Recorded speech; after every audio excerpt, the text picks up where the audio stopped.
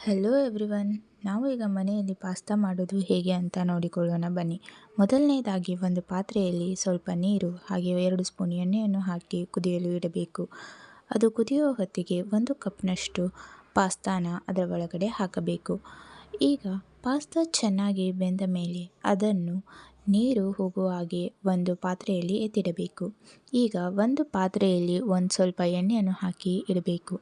ಈಗ 1 tomato, 1 onion ಮತ್ತು ಅರ್ಧ ಅಷ್ಟು ಮೆಣಸಿನಕಾಯನ್ನು ತಗೊಂಡು ಚೆನ್ನಾಗಿ ಚಾಪ್ ಮಾಡಿ ಇಟ್ಕೊಂಡಿದ್ದೀನಿ. ಈಗ ಕಾದಿರೋ ಎಣ್ಣೆಯಲ್ಲಿ ಒಂದರ ಮೇಲೆ ಒಂದು ಎಲ್ಲವನ್ನು ಹಾಕಿ ಚೆನ್ನಾಗಿ ಬಾಡಿಸ್ಕೊಳ್ಬೇಕು. ಇದಕ್ಕೆ ರುಚಿಗೆ ತಕ್ಕಷ್ಟು ಉಪ್ಪು, 1 ಸ್ಪೂನಷ್ಟು ಖಾರದ ಪುಡಿ ಹಾಗೆ ಅರ್ಧ ಸ್ಪೂನಷ್ಟು ಅರಿಶಿಣದ ಪುಡಿಯನ್ನು ಹಾಕಿ ಮಿಕ್ಸ್ ಮಾಡಿಕೊಳ್ಬೇಕು. ಚೆನ್ನಾಗಿ ಎಲ್ಲವನ್ನು ಹಸಿ ವಾಸನೆ ಹೋಗೋವರೆಗೂ ಚೆನ್ನಾಗಿ ಬಾಡಿಸ್ಕೊಂಡ ನಂತರ ಇದಕ್ಕೆ ಪಾಸ್ತಾವನ್ನು ಹಾಕಿ ಚೆನ್ನಾಗಿ ಮಿಕ್ಸ್ ಮಾಡ್ಕೊಳ್ತಾ ಬರಬೇಕು.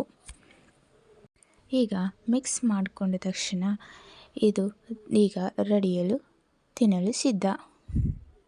Thank you for watching.